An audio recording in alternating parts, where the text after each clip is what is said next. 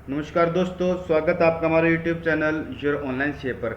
आज की इस वीडियो का हमारा टॉपिक है इनवॉइस से रिलेटेड जितने भी क्वेश्चन हैं हम कोशिश करेंगे सारे ही क्वेश्चन इस वीडियो में कवर करें। जैसे हम आपको बताएंगे इस वीडियो के अंदर ई इनवॉइस किस पे एप्लीकेबल है, किस पे एप्लीकेबल नहीं है, कितनी लिमिट पर आपको बनाना है, कैसे आपको जो टर्नओवर कैलकुलेट करनी है, साथ ही में आपको इनवॉइस बनाने के बाद कितने दिन तक आप जो है ई इनवॉइस बना सकते हैं, और कैसे आप इनवॉइस का जो एनेबलमेंट का जो स्टेटस है चेक कर सकते हैं खुद से ऑनलाइन। तो सारी बातें हम इस वीडियो में जानेंगे। तो चलिए वीडियो शुरू करते हैं। वीडियो शुरू करने से पहले अगर आपने हमारे चैनल को अब तक सब्सक्राइब नहीं किया तो प्लीज़ चैनल को सब्सक्राइब करें और बेल आइकन को दबाना ना भूलें। तो सबसे पहले बात करते हैं कैसे आप चेक कर सकते हैं इनवॉइस के स्टेटस का कि आपका एनेबल है या नहीं है। तो सबसे पहले आपको जीएसटी पोर्टल पे आ जाना है। जीएसटी पोर्टल पे आने के बाद आपको ई इनवॉइस पे आके यहाँ पे क्लिक करना है। कुछ इस तरीके से आपके पास स्क्रीन ओपन हो जाएगी। आपको आना चेक एनेबलमेंट स्टेटस पे, इस पे आपको क्लिक करना है। यहाँ पे आपको जिसका भी स्टेटस आपको चेक करना है उसका सिंपल आपको जीएसटी नंबर डालना है। यहाँ पे आपको मैं क्लिक करके दिखा देता हूँ। जीएसटी नंबर डालना है, फिर आपके पास कैप्चा आएगा, फिर आपको सर्च पे क्लिक करना है। अगर आप अनेबल हैं तो इस केस में आपको दिखा देंगे कि आप अनेबल हैं। अगर आप अनेबल नहीं है तो आपका पूरा रीजन शो हो जाएगा क्यों आप अनेबल नहीं हैं। तो इस तरीके से आप खुद से चेक कर सकते हैं स्टेटस इनवॉइस का कि आप इसमें अनेबल हैं या फिर नहीं है। अब बात करते हैं इनवॉइस की टाइम लिमिट की।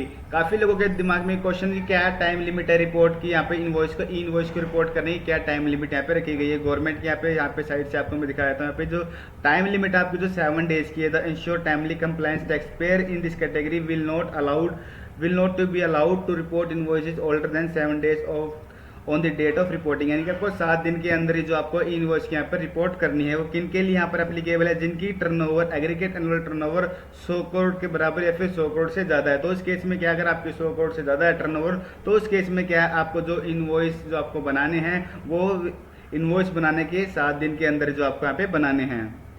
जो भी आप debit note credit note raise कर रहे हैं, इनवॉइस रेज करने हैं 100 करोड़ से अगर आपके टर्नओवर ज़्यादा तो इस केस में आपके लिए 7 दिन यहाँ पे एप्लीकेबल है। फॉर एग्जांपल आपने एक इनवॉइस यहाँ पे आपका एक इनवॉइस है 1 अप्रैल 2023 का, तो आपको रिपोर्ट कब तक करना, 8 अप्रैल 2023 तक जो आपको यहाँ पे रिपोर्ट करना है। आप 8 अप्रैल के बाद जो इसे इनवॉइस यहाँ पे रिपोर्ट नहीं कर सकते हैं।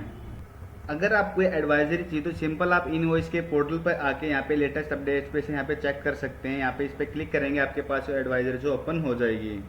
तो अभी तक हमने जाना कैसे आप एनेबल का आपका स्टेटस जो एनेबलमेंट का जो स्टेटस चेक कर सकते हैं, टाइम लिमिट के बारे में जाना। अब हम बात करते हैं इनवॉइस के बारे में कि इनवॉइस की लिमिट क्या है। इनवॉइस की जो लिमिट है आपकी, जो अगर आपकी 5 करोड़ से टर्नओवर ज़्यादा हो चुकी है, जब से जीएसटी एप्लीकेबल हुआ 1 जुलाई 2017 से लेकर 31 मार्च 2023 तक, अगर आपकी किसी भी फाइनेंशियल ईयर के अंदर 5 करोड़ से टर्नओवर ज़्यादा हो चुकी है, एग्रीगेट एनुअल टर्नओवर की बात कर रहे हैं। फॉर एग्जाम्पल आपका एक पेन पे 4-5 जीएसटी है तो सभी की एग्रीगेट एनुअल टर्नओवर यहाँ पे चेक की जाएगी, टोटल की जाएगी। अगर किसी भी साल आपके 5 करोड़ से ज़्यादा टर्नओवर हो चुकी है तो उस केस में क्या है आपके ऊपर जो इनवॉइस एप्लीकेबल हो जाएगा।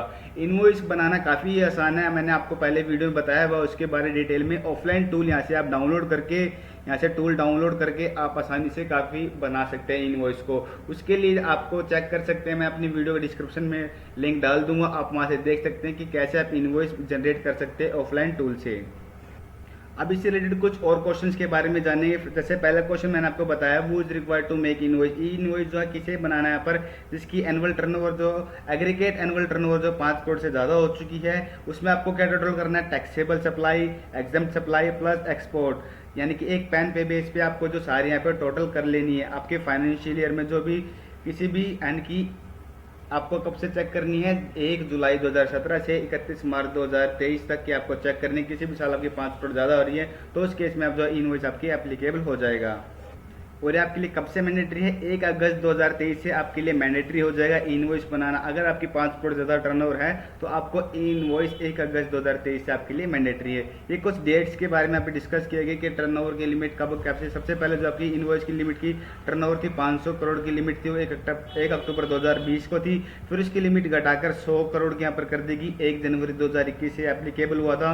फिर इसकी लिमिट 50 करोड़ हुई 1 अप्रैल 2021 की जो इसकी एप्लीकेबल की डेट थी। फिर इसकी टर्नओवर जो घटा के 20 करोड़ करेगी, फिर 10 करोड़, अब 5 करोड़। तो 5 करोड़ की लिमिट है, अब वो कब से एप्लीकेबल है, 1 अगस्त 2023 से जो आपकी एप्लीकेबल ये हो चुकी है। तो इस एग्जाम्पल के थ्रू चेक करते हैं हम कैसे आपको चेक करना है। फॉर एग्जाम्पल आपकी फाइनेंशियल ईयर 17-18 जो टर्नओवर थी 3 करोड़ की थी, 18-19 में 4 करोड़ की, 19-20 में आपकी 7 करोड़ की। इस तरीके से आपकी टर्नओवर फाइनेंशियल ईयर में आपको चेक कर लेनी है। अब देखिए आपकी टर्नओवर एक साल के अंदर यानी कि 19-20 में आपकी 7 करोड़ हो चुकी है, 5 करोड़ ज़्यादा हो चुकी है। तो इस केस में आपके पास जो आपके ऊपर है इनवॉइस जो एप्लीकेबल हो जाएगा। आपको जो इनवॉइस बनाना होगा 1 अगस्त से आपको जो इनवॉइस आपके ऊपर यहाँ पे एप्लीकेबल हो जाएगा। इसके साथ ही एक और क्वेश्चन यहाँ पे हम लोगों के काफ़ी दिमाग में आता है, अगर आपकी टर्नओवर अभी तक जो है यानी कि 31 मार्च 2023 तक 5 करोड़ से ऊपर नहीं करी गई है, लेकिन अब फाइनेंशियल ईयर 23-24 में अभी तक आपकी जो टर्नओवर 5 करोड़ से ऊपर जा चुकी है, तो क्या उस केस में आपको इनवॉइस बनाना है? उस केस में अभी इनवॉइस नहीं बनाना है, आपको जब नेक्स्ट फाइनेंशियल ईयर यानी कि 1 अप्रैल 2024 से आपको उस केस में जो इनवॉइस आपको यहाँ पे बनाना होगा।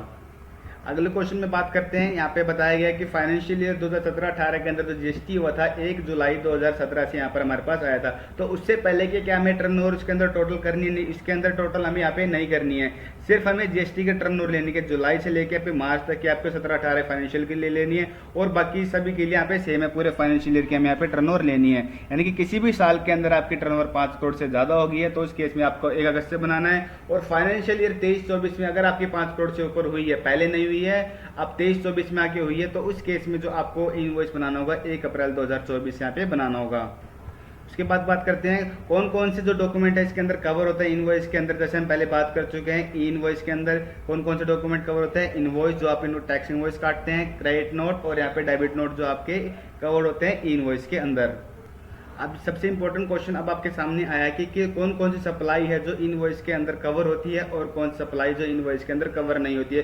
काफ़ी लोगों को यह मालूम नहीं है किसको जो इनवॉइस बनाना है और किसको इनवॉइस नहीं बनाना है। तो हम सबसे पहले बात करते हैं कौन कौन सी सप्लाई जो इनवॉइस के अंदर कवर होती है। सबसे पहले जो supply to registered person B2B, जो भी है B2B सप्लाई कर रहे हैं, तो इस केस में क्या आपको इनवॉइस बनाना है। सप्लाई टू SEZ विद और विदाउट पेमेंट, दोनों ही केस में जो आपको यहाँ पे जो इनवॉइस बनाना है। एक्सपोर्ट के अंदर आपको इनवॉइस बनाना है, चाहे वो विदाउट पेमेंट हो या फिर विद पेमेंट हो।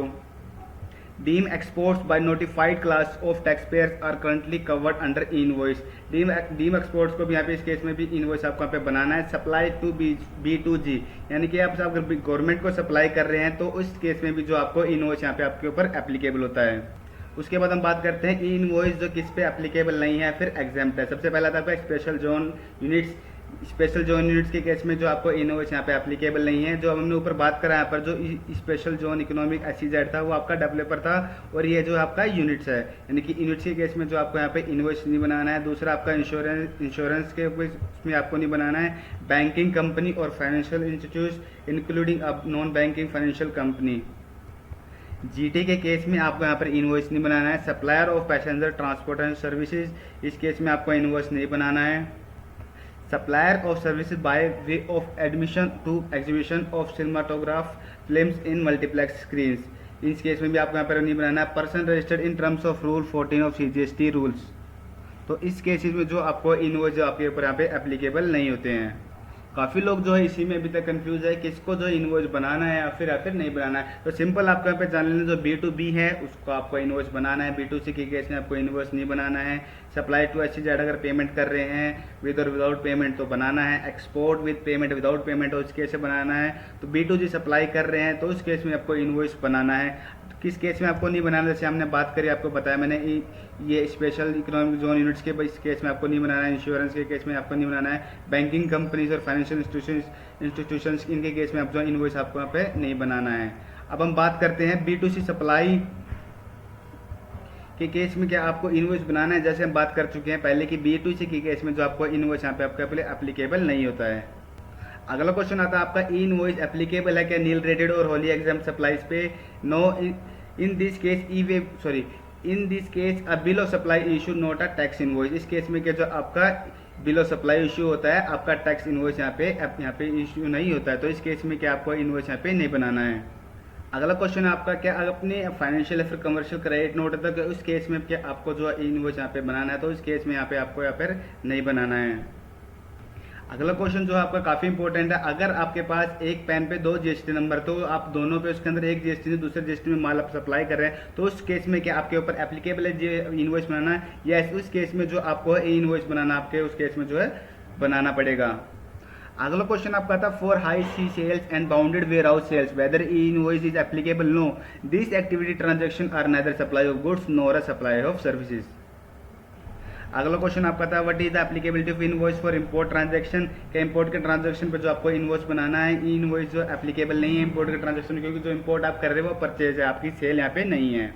उसके बाद आपको क्वेश्चन आता है how to generate invoice for services. काफी लोगों के माइंड में क्वेश्चन है कि गुड्स के केस में तो आप इनवॉइस जनरेट कर रहे हैं आसानी से गुड्स आइटम ऐड करके, लेकिन सर्विस के केस में आपको कैसे करना है। तो सर्विस के केस में क्या करना है, जब एप्लीकेशन कोड वहाँ पे आपको डालना है वो सैक का डालना है पहली बात तो, और दूसरा आप वहाँ पे सेलेक्ट कर रहे हैं जब ये सर्विस है या फिर नहीं है। आपको सर्विस के केस में आपको यहाँ पे यस करा देना है। मैंने वीडियो में अलग से पूरा बताया हुआ है जो आपकी वीडियो में डालूंगा डिस्क्रिप्शन के अंदर कि कैसे आपको इनवॉइस बनाना है यूटिलिटी से, उसके अंदर मैंने डिटेल में बताया है कि सर्विस के लिए और वो गुड्स के लिए आपको जो है कैसे आपको इनवॉइस बनाना है। अब सर्विस के केस में आपको क्या करना है, द इनवॉइस फॉर सर्विस में be generated like any other invoice by mention relating ऐसे इसी कोड जैसे मैंने आपको बताया सिंपल उसी सभी और की तरह बनाना है। यहाँ पर एसोसिएशन कोड की तरह सैक कोड आपको डालना है and the total price in the unit rate and the total quantity में भी मेंशन एज वन, यानी कि यहाँ पर जो आपको जो क्वांटिटी में जो मेंशन कर देना वन यहाँ पे क्वांटिटी पे मेंशन कर देना है, और total price in unit rate जो आपको टोटल प्राइस है यूनिट रेट आपको पे मेंशन कर देना है। इनवॉइस का टाइम लिमिट आपको पहले मैं बता चुका हूँ, जो 7 डेज का है, जिसकी टर्नओवर एग्री का टर्नओवर 100 करोड़ से ज़्यादा है, तो उस केस में जो टाइम लिमिट आपकी 7 दिन की यहाँ पे टाइम लिमिट रखी यहाँ पे रखी गई है।